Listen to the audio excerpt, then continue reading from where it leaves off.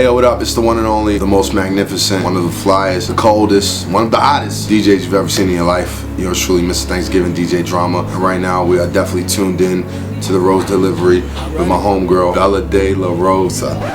And I fucked up because I said I wasn't gonna fuck up. Oh, that first part was good though. Alright, hey yo, what up? It's the one and only Mr. Thanksgiving DJ Drama. You know I'm here doing what I do best, about to talk some shit. My homegirl, Abby De La Rosa on YoungCalifornia.com. Stay tuned, it's coming up. It's going down tonight, baby. Yeah.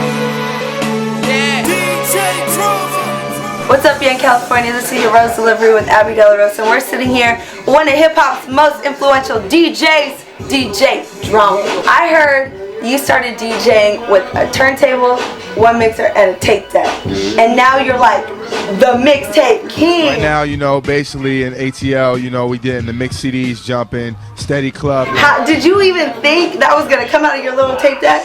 I never really thought this far ahead, and I was growing up in Philly. Like, I felt like we were always kind of known for our DJs, and New York was known for rappers. My goal at the time was really just to get my name on the flyer. Like, that was, you know, when I used to go up to the train at school, you know, all the hot DJs at the time had their names on the flyers. This was like, you know, still like paper flyers. You know, I was like, man, I gotta get hot. I gotta get my name on a flyer.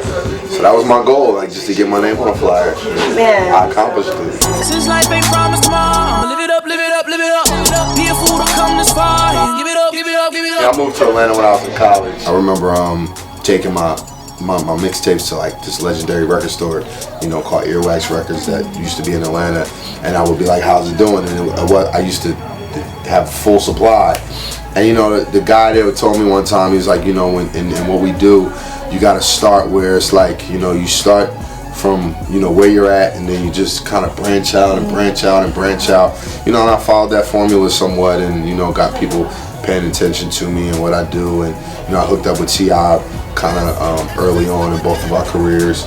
And I followed other people's blueprints, truthfully. I mean, I looked at people like, you know, Fresh Prince and Jazzy Jeff, or Run DMC, or, you know, Who Kid and 50 Cent, and, you know, just, you know, when I found somebody that I knew was definitely on the verge of, you know, being a superstar, and I knew what I brought to the table, was like, okay, here's a perfect situation for me to, you know, put myself in, and, you know, we both make history together. Nigga, you know where I'm from. You know what I represent. So now jumping to 2013, Problem says you guys are working together.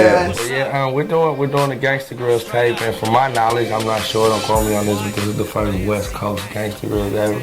So I'm very excited about it. He's really hands-on with it. It's almost done.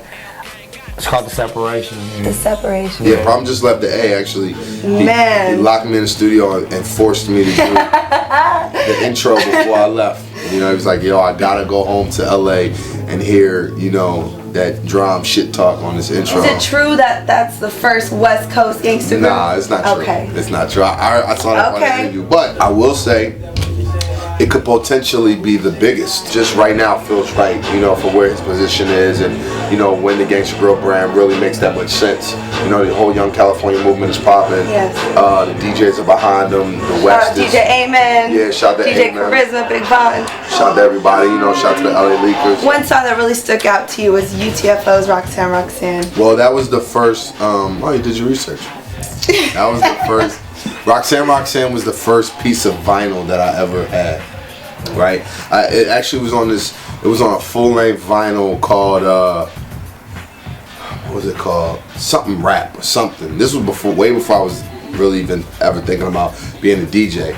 But it was my first piece of vinyl, so... Did you buy it for yourself, or did you? My mom bought it for me. Wow. Yeah, I was a kid. I didn't have no money in my pocket. Can't go from the TFO and shoot so I said so. Baby, don't you know I can sing, rap, dance in just one show? Cause I'm can't go. Yo, can't go. Yo, what's up, girl? I mean, man, she got at me so well. She's all stuck up. Why you say that? Cause she wouldn't give a guy like, you know, rap. Well, I was walking down the street and something like that. I was a little off. Oh my God. There's music playing in the background. Well, thank you, John, for coming through. Absolutely. In California, the Rose Delivery, Abby De La Rosa, DJ Drama. It's CARISMA'S cookie jar.